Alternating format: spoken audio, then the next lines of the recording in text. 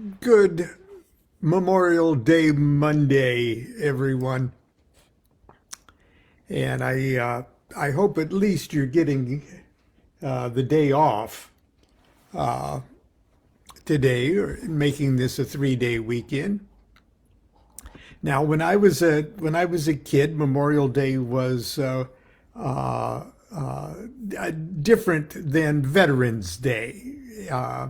Memorial Day was to remember everybody who is no longer with us, and there was a big to-do at every cemetery, and everybody was paying their respects and things like that. It's a little different now, uh, but today I'd like to remember somebody who is a very, very important, as a matter of fact, a key player in Crowley's early career. And by his early career, I mean from about 1907 up through 1917 or something like that. And that's Captain J.F.C. Fuller. Now, this is kind of a paradox because Fuller was a young captain in the British Army, but he rose to be a major general, and is one of the most important military strategists in history. And his material is taught at West Point. He helped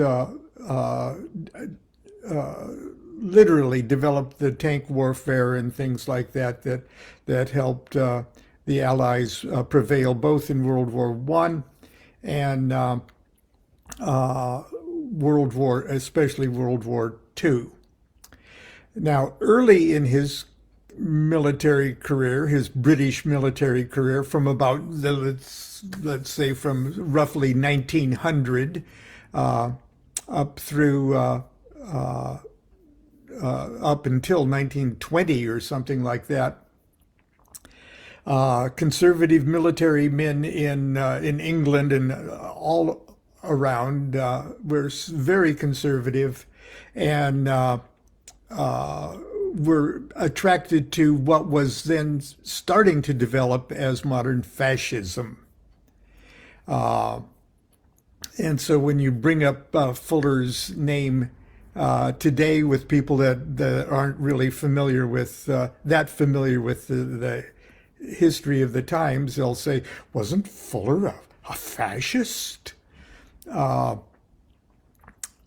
well, if you have to put things in context, was he a 1930s fascist? Was he a 1940s fascist? Was he a Mussolini fascist? Was he a Hitler fascist? No, he was not. It was before all of that. And fascism, uh, lots of people toyed with the idea of authoritative government rather than the old kings and queens and monarchs and the corruption of the previous 2,000 years. They were experimenting with all sorts of different ideas, including communism and fascism. So Fuller's politics are not definable by today's definitions. And he certainly was not a fascist, is the way we would think of fascism today. Hitler just loved his military ideas and stuff, and he even invited Fuller to his 50th birthday party, which Fuller wisely declined. But be that as it may, all of that aside, he was an artist and a genius and an incredibly deep mystic and an early recognizer of Crowley's brilliance. And I'm going to read, if you haven't, if you don't have a copy of, it's called Liber 963, or the Treasure House of Images. It's a Class A document in Thelema. That means it's the not to be changed in the style of a letter. It's like a received document. It's one of the only Class A documents in Thelema that wasn't written by Crowley. It was written by Fuller. And Fuller was responsible for the early establishment of the AA. He was the co-editor of Crowley's Equinox, and a very good friend of Crowley for many years. Like everybody else, they would have a falling out.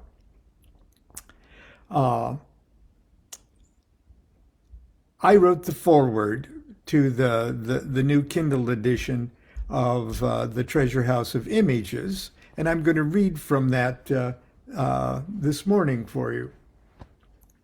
And if we're lucky, we might get Constance to come in and actually read a short chapter from the Treasure House of Images, because Crowley encouraged the members of the AA to literally memorize the sections of Liber 963, or the Treasure House of Images, that pertain to their own rising sign, astrological rising sign.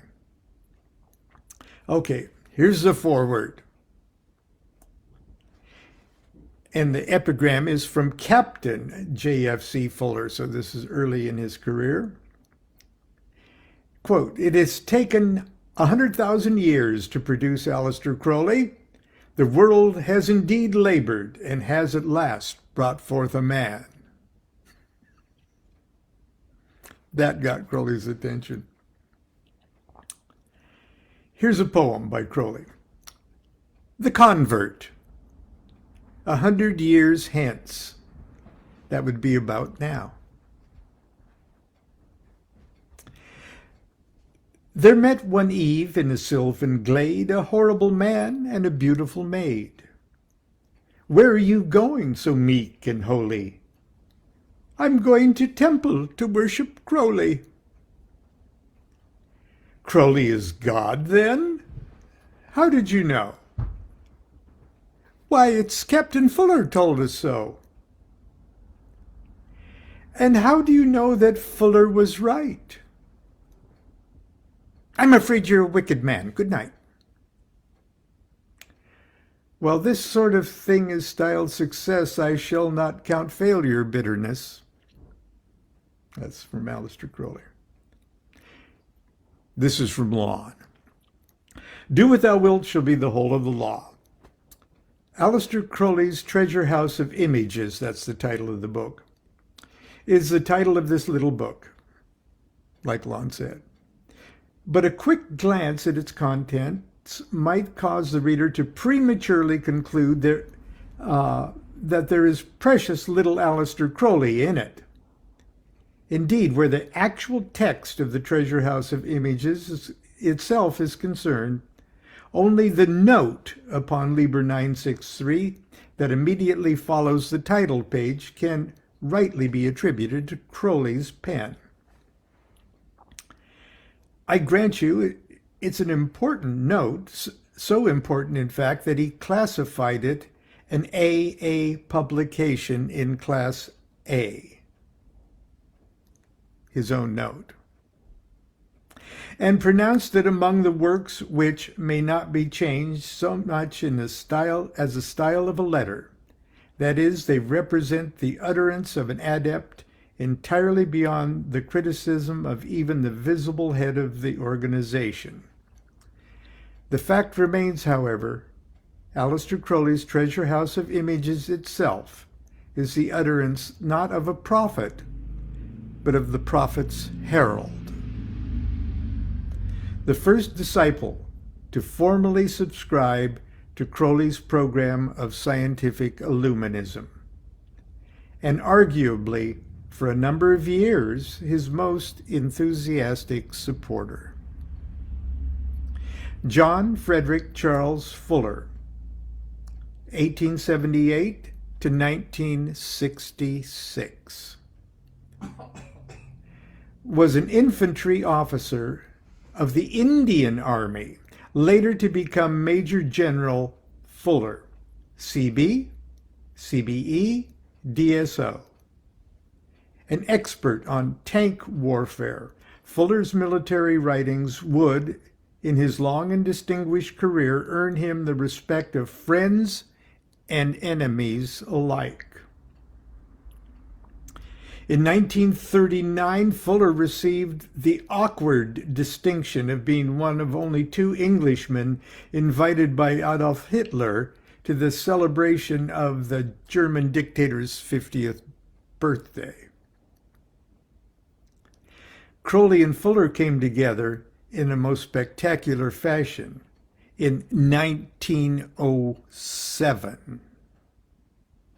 Please keep that date in mind when you're thinking about world history and the definition of political terms. In 1907, when the 3rd and 4th volume of the collected works of Aleister Crowley appeared, Crowley advertised a promotional competition. Quote, "The chance of the year, the chance of the century, the chance of the geologic period." He offered a prize of £100 for the best critical essay on his writings. Fuller entered the contest and was the prize winner with his 327-page essay, "The Star in the West." It is unclear whether Fuller ever actually received the £100, but it was the beginning of what would become for a few golden years a beautiful friendship.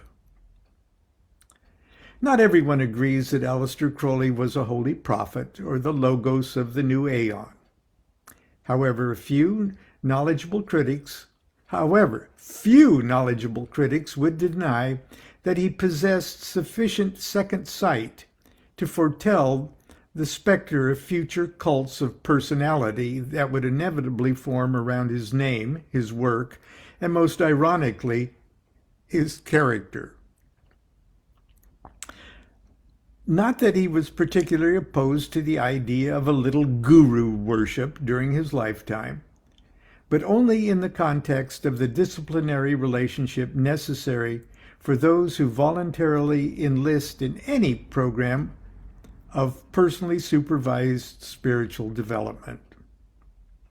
For his personal students, there was indeed a heavy element of "obey me" in the great beast's program.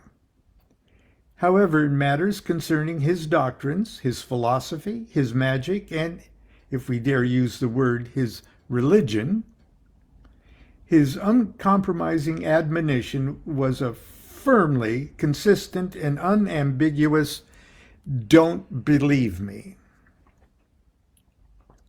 Crowley hated the idea of true believers, yet at the same time he was utterly flabbergasted that any moderately intelligent person would not immediately see the brilliance of his message. Sadly, there would be few in his lifetime that would be able to see beyond the blinding glare of certain colorful aspects of the messenger's outrageous character. This fact, more than any other, is perhaps the most tragic aspect of the life of this remarkable man. Fuller, on the other hand, was anything but outrageous. But for a time, he was that rarest combination of true believer and independent thinker. His admiration for Crowley's poetry, magic, philosophy, and personality transcended that of a fanatic or a hero worshiper, precisely the kind of reaction Crowley naively expected from anyone who came in contact with his work. Indeed, it's clear to me that even before their relationship began, Fuller was already a fuel-packed tinderbox of creativity, just waiting for a catalyst, an ignition spark of sufficient heat to detonate his soul into a raging sun. Now, I posted a couple of paintings that Crowley did on my Facebook page.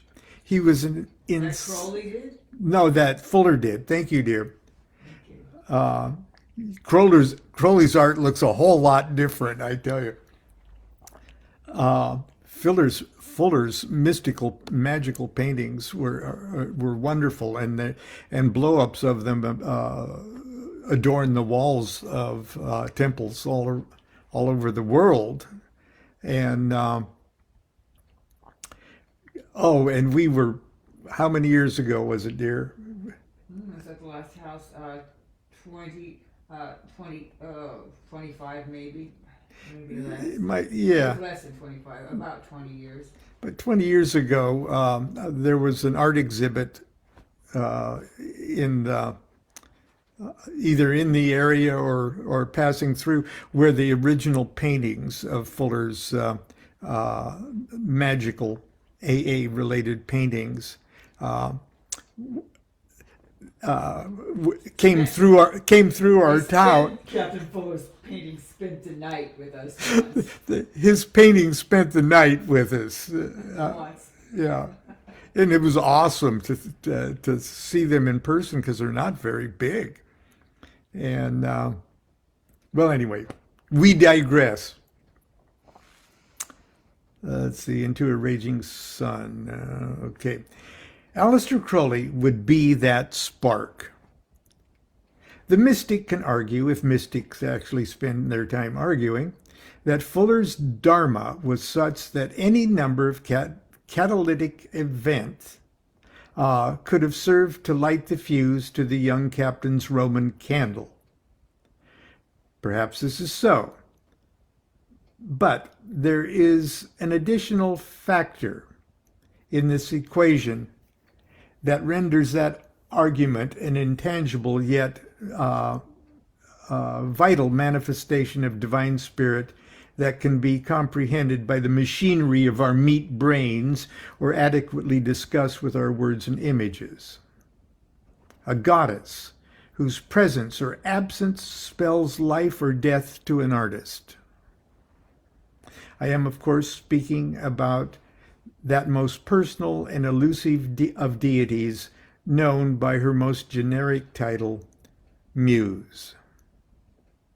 For a sacred season, these two remarkable men simultaneously functioned as each other's muse. Such events are not without precedence in mythological tradition. After all, John the Baptist said of Jesus, "Behold the Lamb of God." And Jesus repaid the compliment by telling the world, "Verily I say unto you, among them that are born of women, there hath not risen a greater than John the Baptist."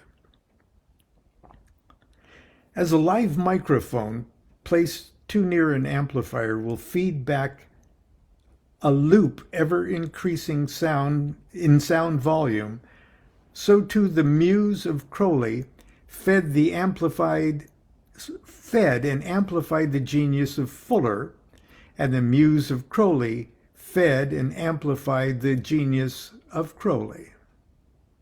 The feedback that was created resulted in one of the most spiritually productive periods in each man's life, and a body of work unparalleled in beauty and profundity. Further study of Crowley, in which he Fuller's study of Crowley, in which he boldly coined the term Crowleyanity, was an unabashed and undiluted love song to all things Crowley. In the years to follow, Fuller would continue to reward his idol with literary labors that filled the pages of Crowley's periodical, The Equinox. Foremost among these was The Treasure House of Images. Crowley in turn rewarded Fuller by dedicating in gushing verse an entire collection of poems, The Winged Beetle, to the young captain. I dedicate this collection of poems to John Frederick Charles Fuller. Out of the east, didst thou flame forth, O Son of Man, the chainless champion of the beast, a warrior comet. Thy plumes fan the shuddering air's black wildernesses to friends' insatiate caresses. Thou camest crowned and helmed and armed, sworded, a mighty man of war, swayed all the stars aghast, alarmed as the thunderbolt of Thor. The very aether rocked and shook at thine indomitable look. Here we must utterly restrict our theological remarks. One whom not heaven could contradict says, "Now, sir, if you please, no larks." Hence, for third stanza, with a curse, I write instead this sorry verse. Yea, with one song of starry flame and brilliance of immortal youth didst thou stand steadfast and proclaim freedom and ecstasy and truth. Erect amid the wreck of things, poised on inexorable wings, so much the universe may see when its bat's eyes may endure the sun, this secret rests, my prize to me, that I knew thee, surpassed of none, fighting and faithful to the end, a perfect knight, a perfect friend.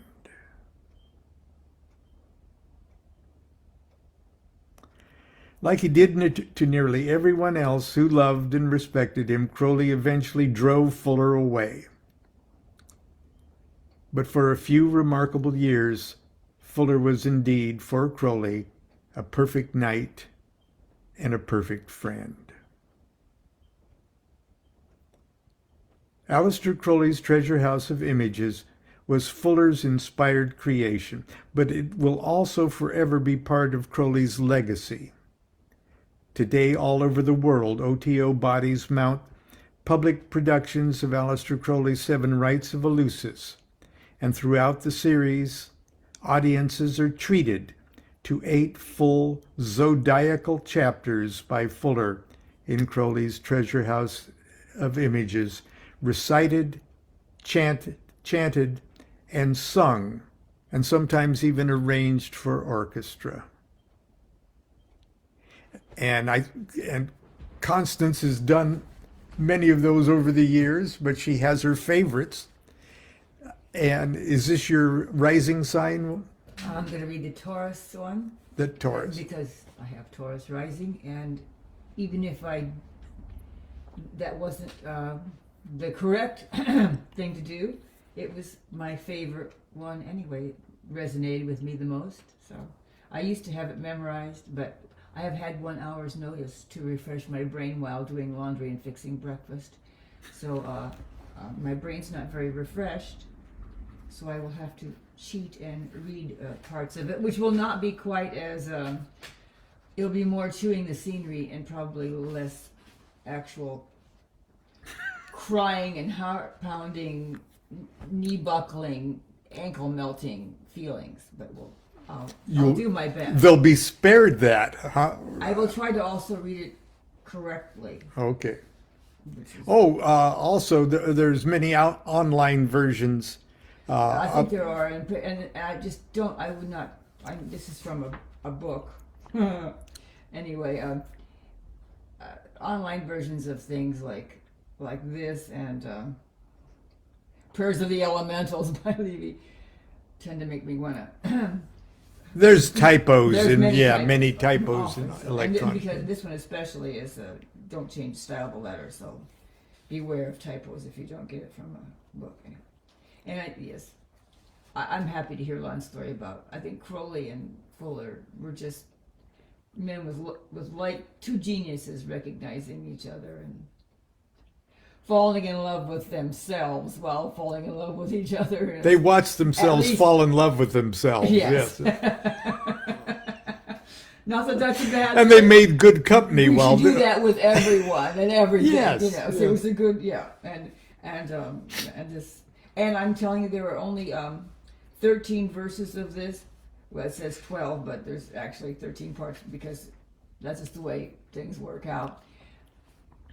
It's going to seem like an eternity for you people just listening to this, so I apologize. The people who see Crowley's rights of illusions also have to go through that. So, but I'm just saying it's a bit like a litany in a way, but the words are quite beautiful.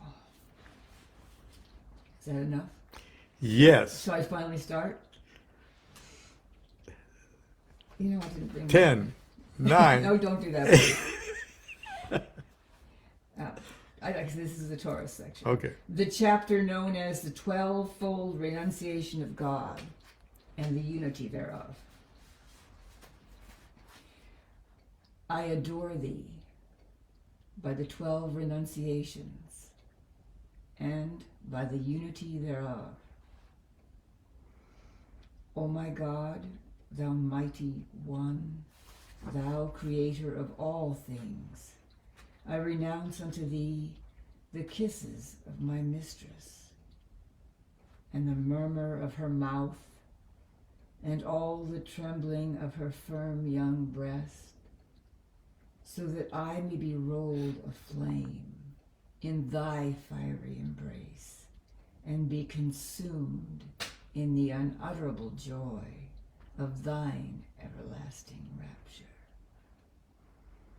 O my God, thou mighty one, thou creator of all things, I renounce unto thee the soft-lipped joys of life, and the honey sweets of this world, and all the subtleties of the flesh, so that I may be feasted on the fire of thy passion, and be consumed in the unutterable joy of thine everlasting rapture.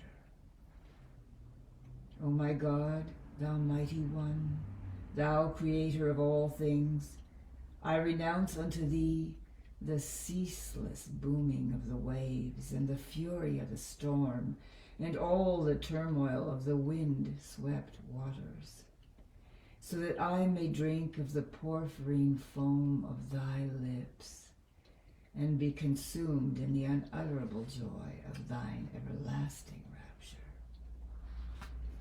O my God, thou mighty one, thou creator of all things, I renounce unto thee the whispers of the desert and the moan of the simoon and all the silence of the sea of dust, so that I may be lost in the atoms of thy glory and be consumed in the unutterable joy of thine everlasting rapture.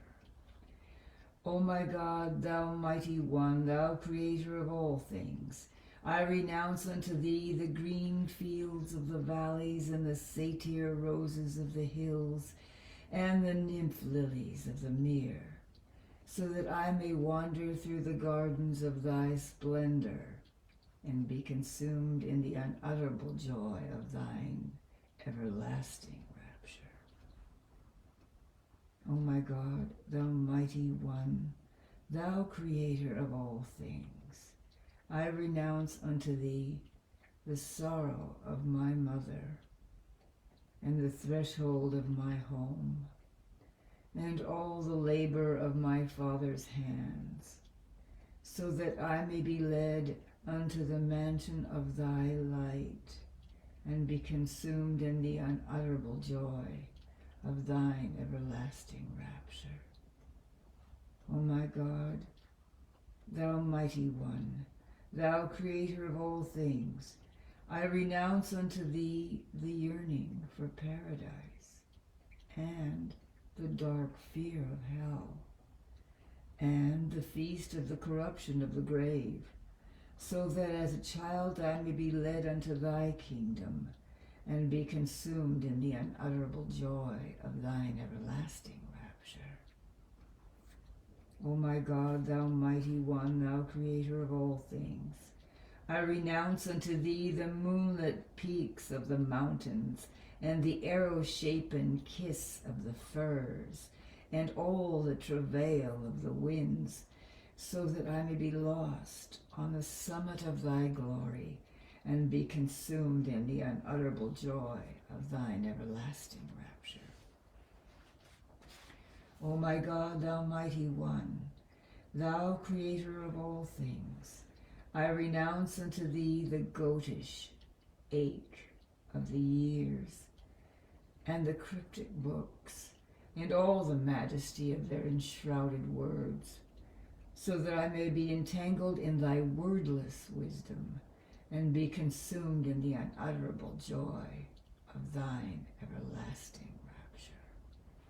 O my God, thou mighty one, thou creator of all things, I renounce unto thee the wine cups of merriment, and the eyes of the wanton bearers, and all the lure of their soft limbs, so that I may be made drunk on the vine of thy splendor, and be consumed in the unutterable joy of thine everlasting rapture.